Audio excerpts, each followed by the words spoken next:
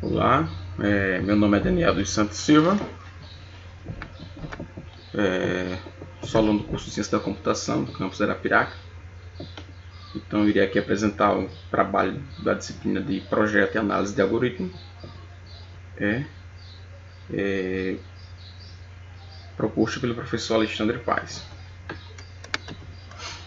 Então na equipe aqui temos como os componentes eu, Daniel dos Santos Silva, e o Maílson Cleito. E ficamos com o algoritmo de Bell-Mulford. O surgimento do algoritmo ele foi proposto pela primeira vez por Alphonse Timbrell em 1995, porém foi nomeado por Ricardo Brown e Lester Ford em 1958 e 1956, respectivamente. Edward Moore também publicou o mesmo algoritmo e por isso às vezes ele é chamado de Bell-Mulford-Moore. Definição: o algoritmo de Bell-Mulford ele resolve o problema do caminho mais curto. Ele computa para um grafo orientado o menor caminho de um nó de origem até outro nó. Ao contrário do algoritmo de Dijkstra, ele não impõe restrição sobre o sinal dos pesos das arestas. Então, portanto, ele aceita pesos negativos.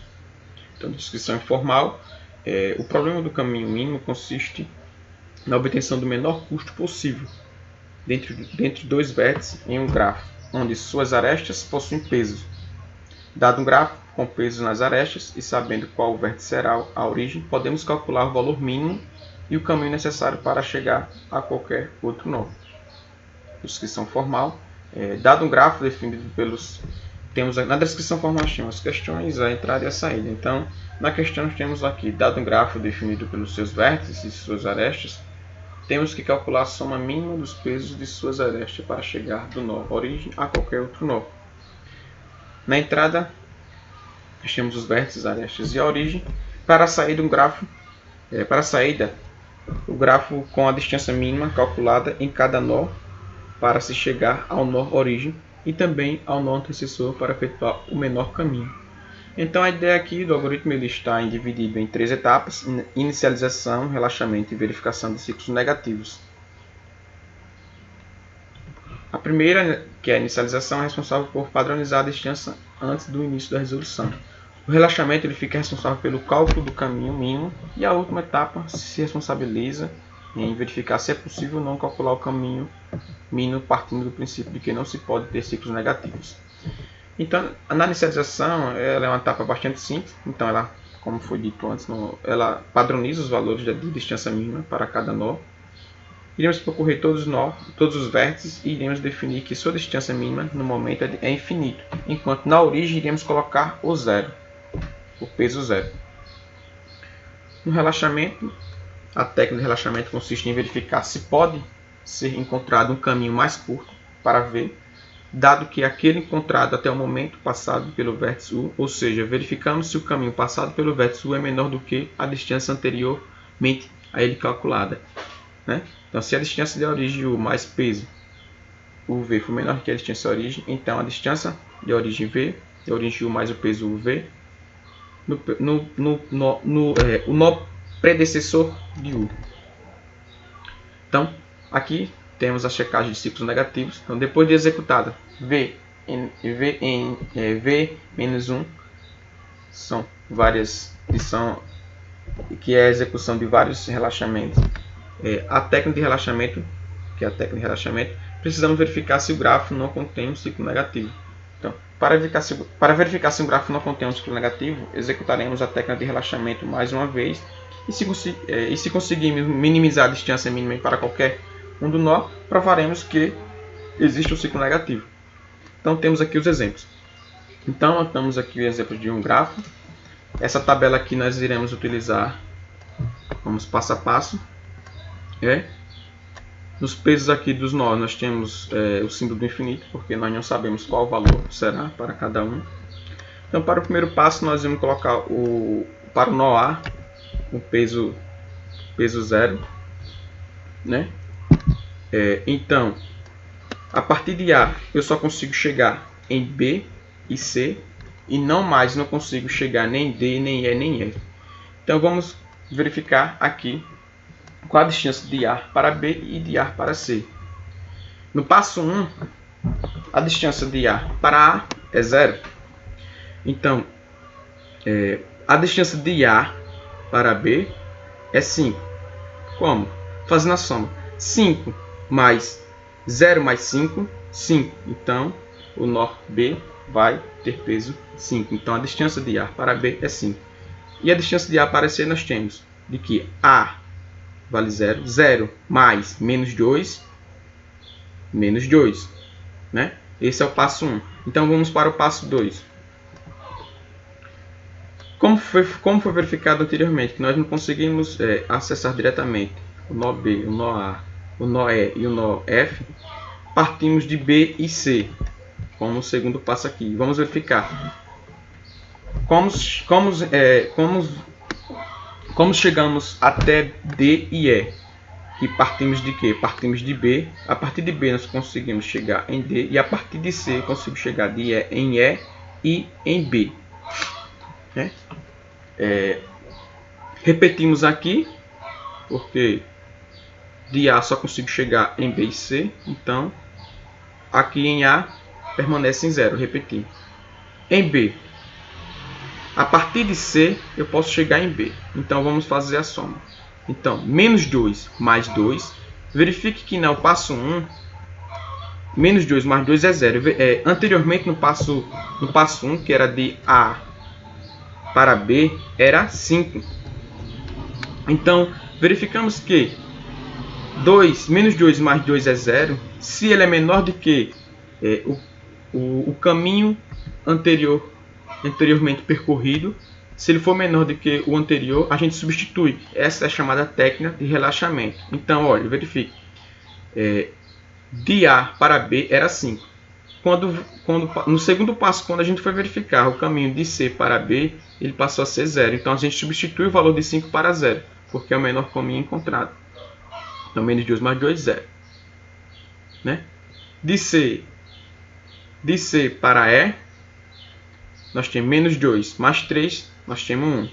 E de B, que vale 0 agora, mais 1, 1. Então, o valor de D passa a ter peso 1, que é a distância de B para D, e a distância de C para E também é 1. Então, verificado aqui, nós repetimos o valor de A, porque o único valor que a gente conseguiu até chegar até C, o único caminho é A. Então, repetimos aqui. Para B, de C para B, foi atualizado o valor, usando a técnica de relaxamento. E de D, temos aqui de B para D, foi distância de 1. E de C para E, também distância de 1.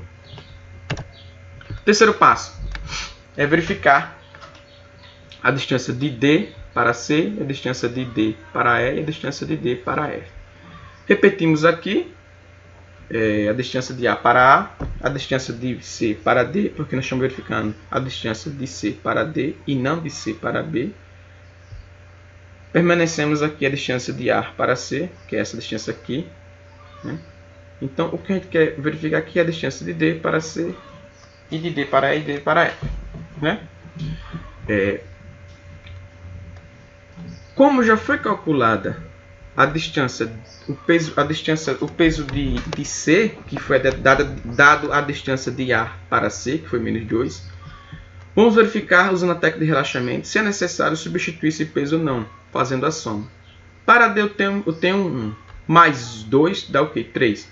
3 é menor do que menos 2? Não. Então, a gente não altera, por isso que a distância de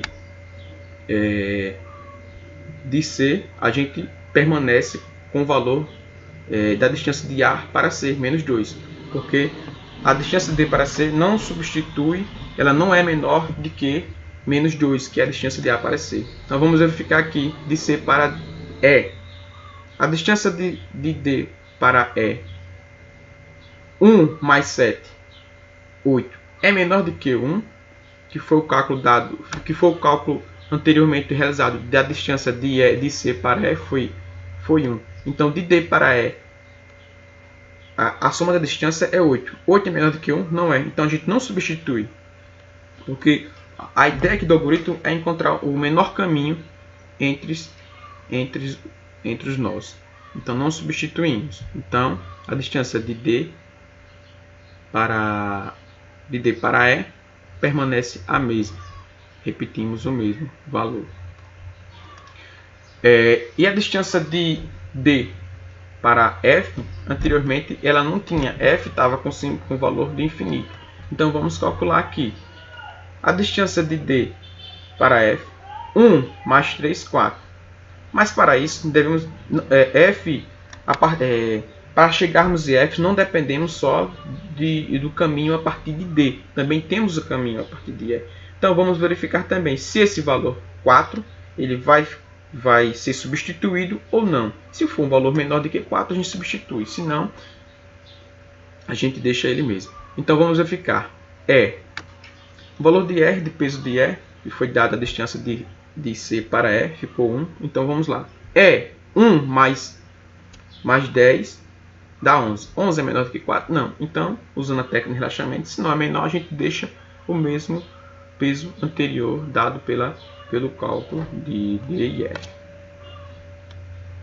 Então, se a gente for verificar aqui qual o caminho mais curto, a gente sabe que da origem A para F, o caminho, a distância entre eles dois é 4. Mas qual foi o caminho que ele percorreu? Vamos verificar aqui na tabela. Para F, eu tive que passar por D. Então, D. Esse foi o caminho. Foi o caminho a partir de D, voltando. Aí vamos verificar D. De onde vem D? Qual foi o caminho que chegamos até D para que o valor seja 1? Qual foi o caminho, menor caminho realizado? De D, a gente passou para aqui, B. Eu vim para cá, B.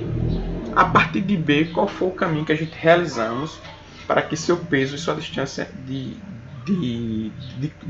qualquer nó, dado aquele nó, foi igual a 0?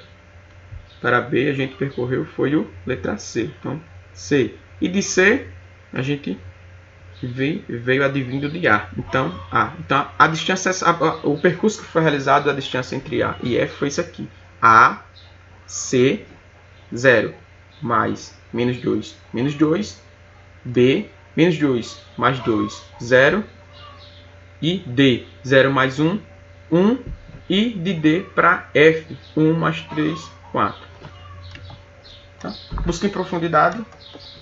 A aplicação das buscas de profundidade em grafos direcionados é essencialmente igual à aplicação em grafos não direcionados. No entanto, mesmo grafo direcionado sendo conexo, pode precisar ser chamado repetidas vezes enquanto houver vértices não explorados, retornando a uma floresta.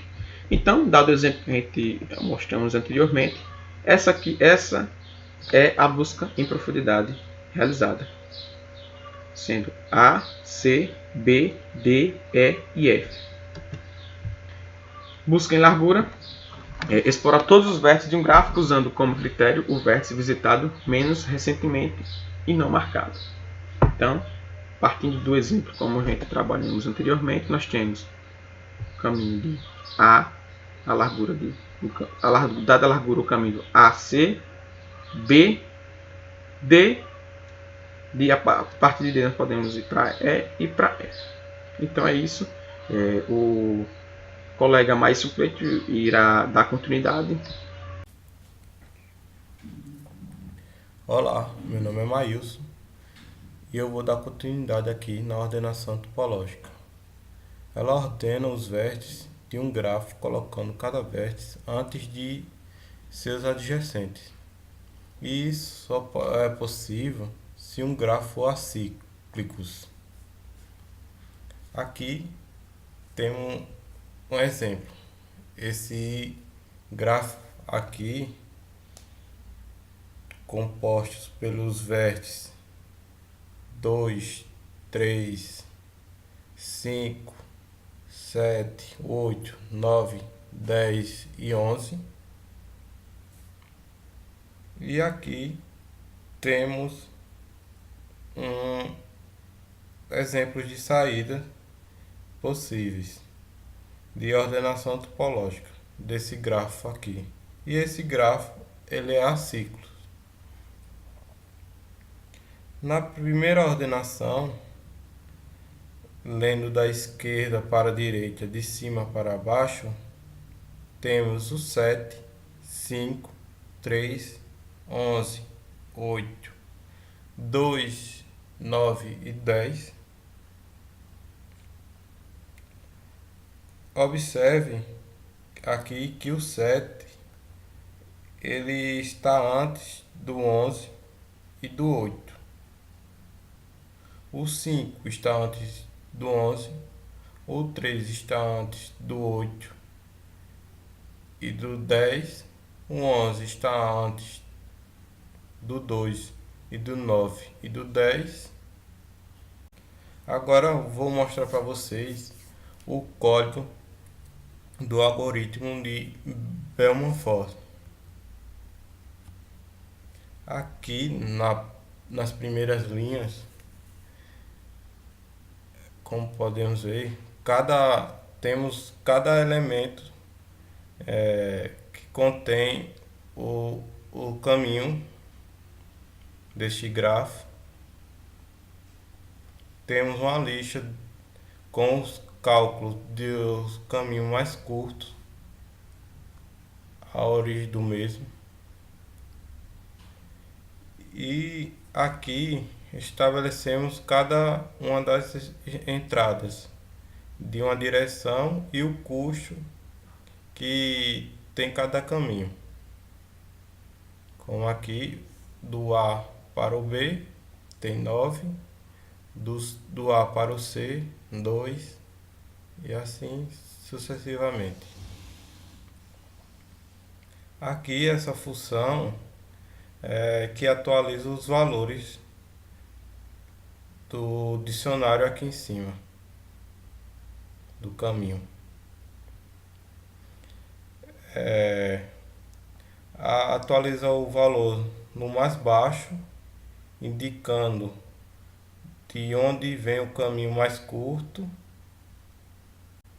Aqui nessa função de valores, onde recebemos a origem, destino e o valor, essa função é ela que atualiza os valores do dicionário aqui em cima. Ela atualiza o valor mais baixo, indicando de onde vem o caminho mais curto. E ela retorna verdadeiro ou falso.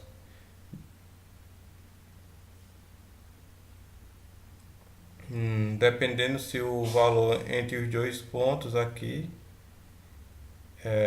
diminuiu, ele recebe o destino. Se esse destino for menor do que o outro que já estava, ele atualiza. Se não, ele não atualiza. Aqui temos o início e o final. O início é o vértice A e o final é o vértice G. Aqui fazendo um loop até que não haja outra mudança nos valores. Um for aqui aos caminhos por cada das entradas, ele vai percorrendo os caminhos. E aqui enviamos os dados das entradas. E aqui enviamos os nós dos dados do caminho que foram invertidos. Aqui termina com o ciclo quando não há mudança nos valores. Essa parte aqui é que começamos a busca pelo caminho mais curto. E no final ele retorna com o caminho mais curto, que no caso foi com os vértices A, como podemos ver aqui, C, D, F e G. Agora eu vou mostrar 3 artigos que utilizam esse algoritmo Belfort. Nesse primeiro artigo, a implementação eficiente do algoritmo Belfort para a arquitetura de GPU Kepler. Ele foi escrito pelo Dr. Federico e o Dr. Nicola. Esse artigo ele apresenta uma implementação paralela de, de um algoritmo de Belfort que explora as características da arquitetura da placa de vídeo da NVIDIA Kepler. Ele tem como objetivo melhorar o desempenho e a eficiência do trabalho dela. E eles conseguiram melhorar e acelerar a aceleração em média 5 vezes maior que as implementações paralelas mais eficientes que existem no SSP. Nesse segundo artigo, ele é desenvolvido pelo Dr. Mário e o Disseu. Ele desenvolveu um algoritmo de roteamento de qualidade de serviço ótima no sistema autônomo. Ele utilizou o algoritmo de Belfort para encontrar o menor caminho da rede, assim evitando loops infinitos e perda de pacotes, caso haja um congestionamento ou mau funcionamento da rede. E assim ele direciona rapidamente para outro caminho mais curto. No terceiro artigo, este artigo é criado pelo Dr. Remy e Osman. Este artigo ele faz o uso do algoritmo para fazer um GPS adequado para os carros movidos a energia elétrica, pois o GPS atual de hoje, que é utilizado pelos carros comuns, ele não resolve os custos de caminho negativo gerado pela frenagem regenerativa e pela energia da bateria e pelos limites de energia do carro elétrico. Então, eles usaram para encontrar a rota mais eficiente em termos de energia. Para concluir, vou listar aqui algumas vantagens e desvantagens do algoritmo. Ele tem como vantagem a implementação simples e permite arestas com pesos negativos.